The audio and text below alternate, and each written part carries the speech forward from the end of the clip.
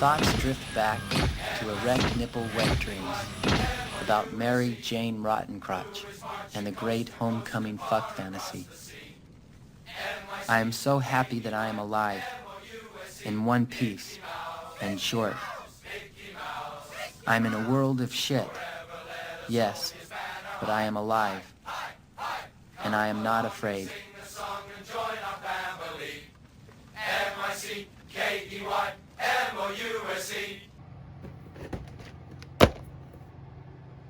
Yes, I still do Gundams. I actually built a pretty substantial amount of them whenever I had free time.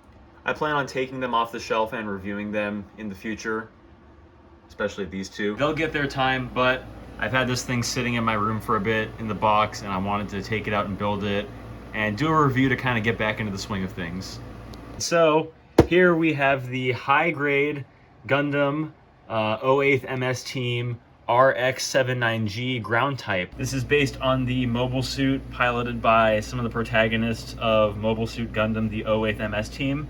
I actually rented out a copy of it from the library. I've been watching it to kind of get immersed in it. I really like this series.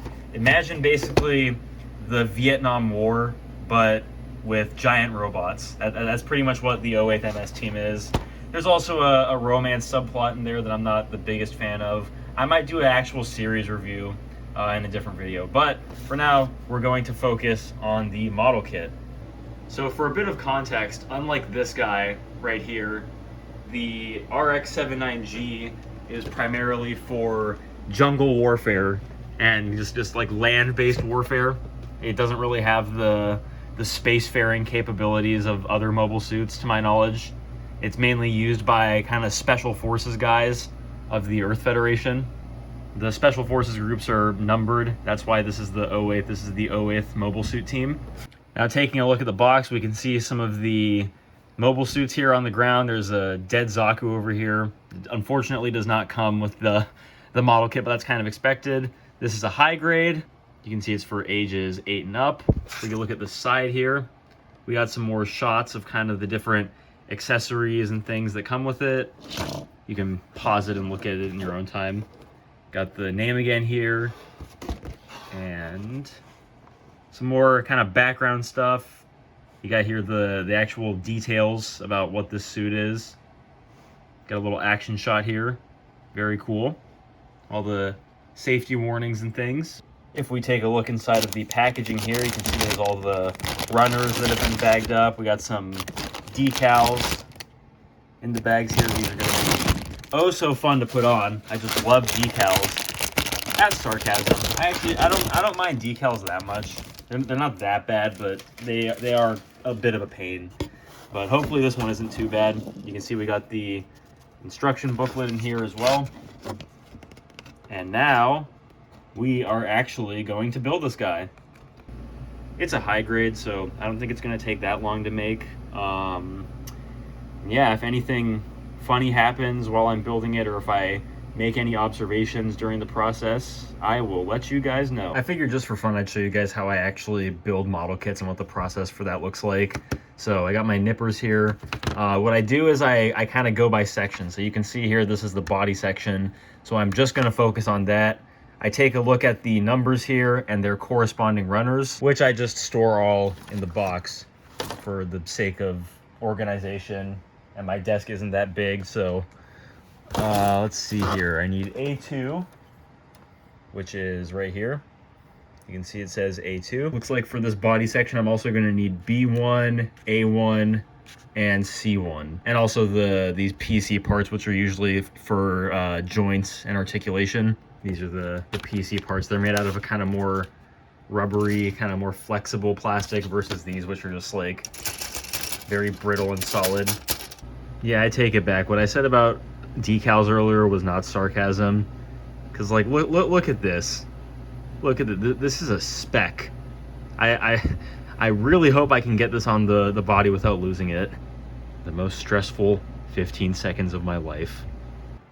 Well, as you can see, it looks like it blew up, but every piece is done. This took about 3 or 4 hours or so. I did have to take a break in the middle of building to go grocery shopping, but now we panel line.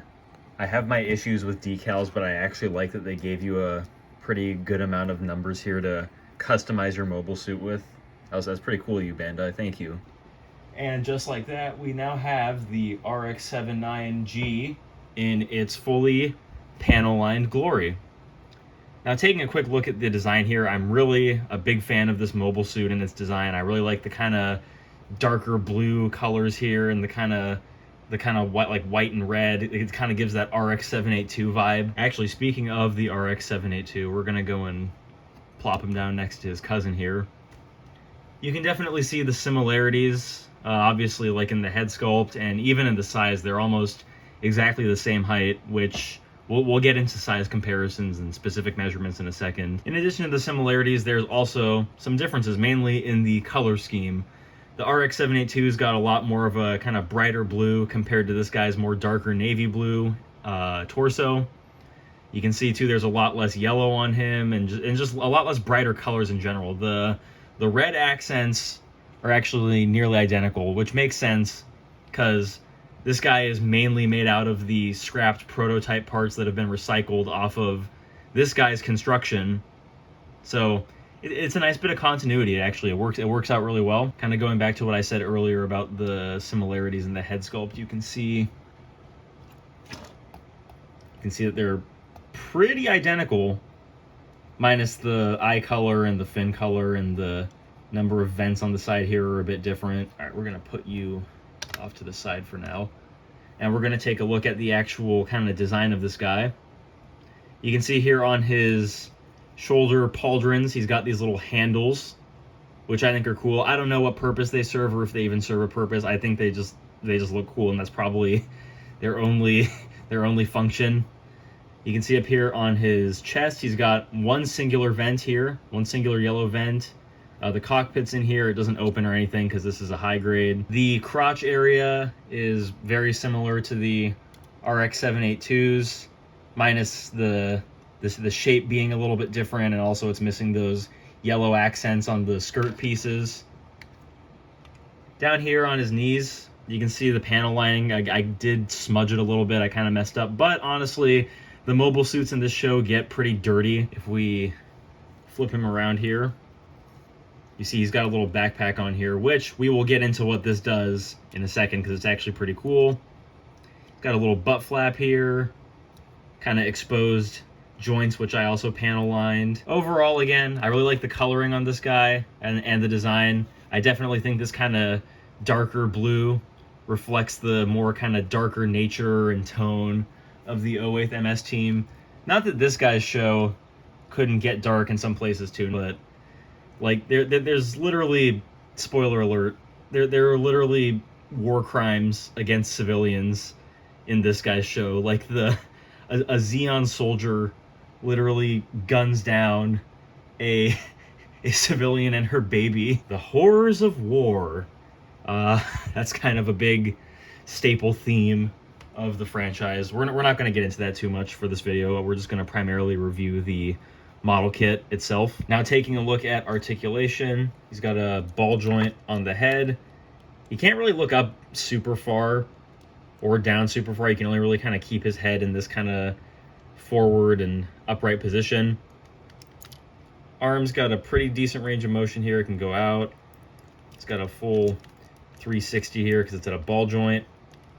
Elbows got a very nice bend actually. You're probably wondering what this is in here. We'll discuss that in a second. Back to the articulation. You can move his elbow back this far. You can only get it like kind of straight like this because he's got this little elbow plate here that locks it into place.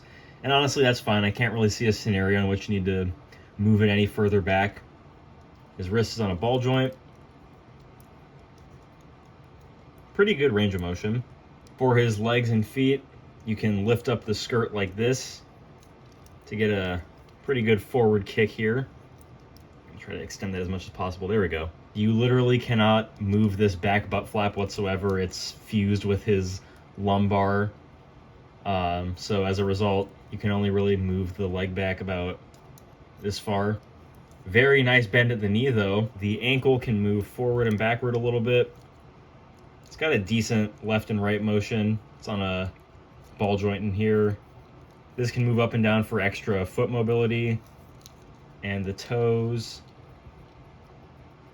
Yeah, that's about all you get. Now we're going to take a look at the accessories. It's pretty minimal, but they're honestly really cool. First of all, we got some pretty basic alternate hands here.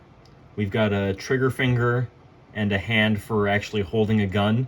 In addition to his alternate hands, he's also got a few weapons, starting off with the YHI YFMG 100mm machine gun. Look at me knowing the specific lore. I totally don't have the Gundam wiki pulled up on my computer next to me. Anyway, this has a folding stock, which is cool. I like that a lot. Can you fold it this way like the... No, you can't do that. I was curious. In addition to the machine gun, you also get the Blash XBR M79E beam rifle. This one's a bit less articulated than the machine gun.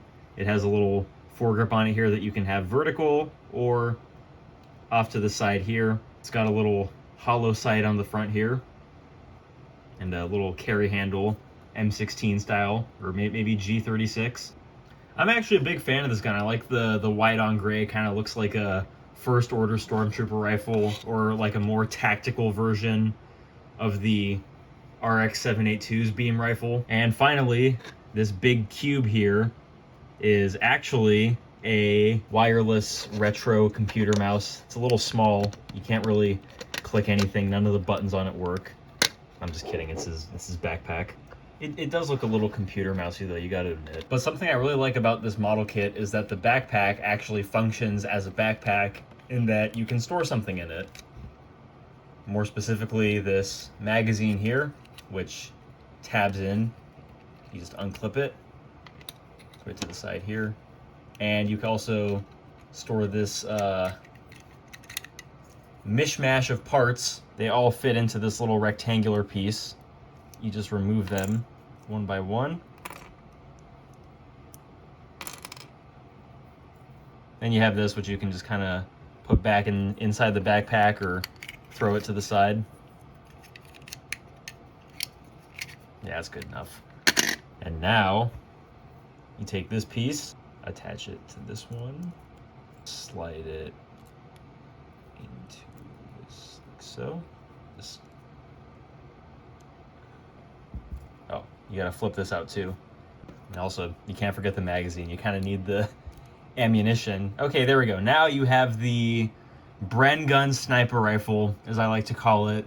The actual cannon name for it is the YHI FH X180 180mm cannon.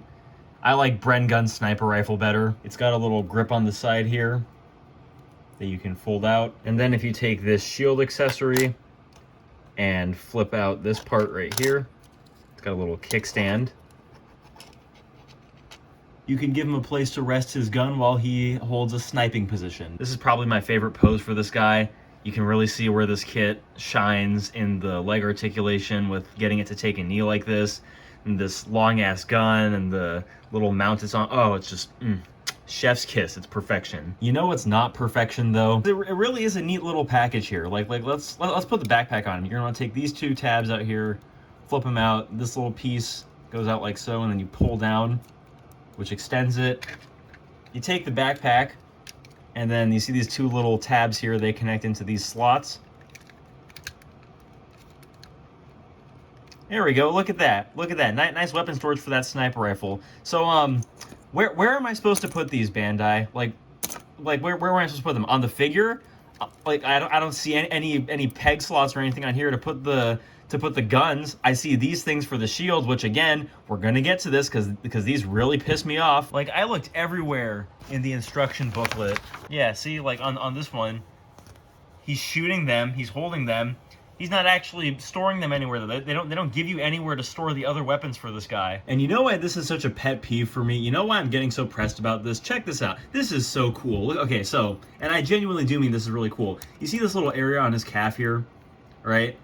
You want to kind of, it takes a little bit of finagling. You're going to need to have long fingernails for this, but you take this, pop it out, Yeah, I know I didn't panel line the inside of this part, I got lazy.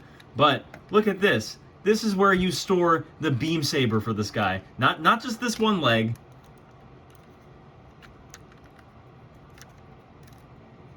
Look at that. Both legs have beam saber storage. So you can store 2 beam sabers. The blades are included. There's nowhere to store the blades, but honestly, no Gundam model kit has ever given you a place to store the beam saber blades in the kit itself, which is fine. I understand that. They're long as hell. They wouldn't blend in very well. I get it. Could you not put like a hole on this big ass amount of space on the backpack here to put these other 2 guns?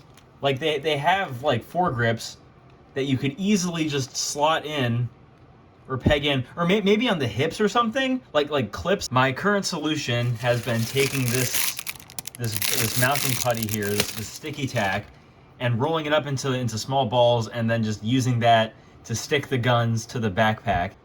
The other alternative I can think of is stuffing them in the backpack, but like, no. Yeah, and I understand that's not completely accurate to the show, but like, you couldn't have just bent the rules a little bit. You couldn't have just sacrificed the accuracy just a hair. And speaking of sticky tack, let's talk about the shield here. Now, I don't know if this is an issue with my kit. I don't know if I built it wrong or something. I don't know if I messed up, but I had to put sticky tack inside of this gap here to actually attach the shield. Like, look at this, and then compare it to this. Like, I swear to God, I followed the instructions to a T. Anyway, I don't want to sound like I'm bashing this kit. I'm still a huge fan of it. I still really like it a lot, despite those issues I brought up. We'll remove the guns off of the backpack for now, for the sake of accuracy, I guess. Now for some size comparisons. Here he is next to the high-grade version of Char's Zaku, master-grade RX-782, high-grade Crimson Custom Gauf, however you pronounce it, I don't know. High-grade Sazabi. Studio Series 2007 Megatron. Anyways, despite my 1 or 2 problems with this kit, I still had a lot of fun building it. It's a high grade, so it was a breeze. I definitely recommend it, especially if you're a fan of the series, which once again, review for the series will be out on this channel at some point in the future, near future. That's about it for this video. Thank you guys for watching, and I will see you all in the next one.